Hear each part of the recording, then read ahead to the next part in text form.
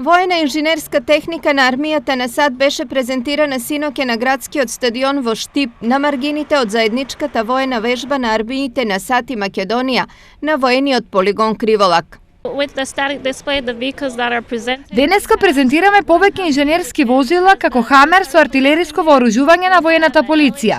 Презентираме и LHS, кој му служи на дистрибуцијскиот ескадрон. Имаме транспортна техника за неисправни возила и слично. Овде сме присутни 18 војници на армијата кои служиме на војската на САД во Германија, како седиште на американските и европски трупи. Домакини на американците беа командантот на вториот механизиран пешадиски баталјон подполковник Горан Петрушевски, како и градоначалникот на Штип Илчо Захариев. Захариев ја искористи приликата и да ги спомене македонските очекувања за што побрз влез во НАТО алијансата.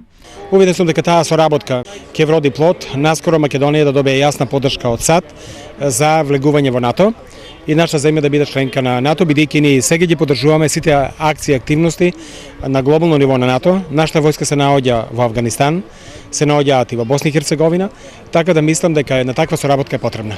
Очекувано највозбудени од воената техника беа децата. Понашна црта со различни боички, многу е убаво, се качувавме на джипот, седавме во колата и моите другарки исто како мене не сликаат тука. Се качувавме во джипот, ги разгледав возилата, ми се допадна, разговарав со војниците, ми покажаа дел од опремата. Се качувавме на джипот, се сликавме.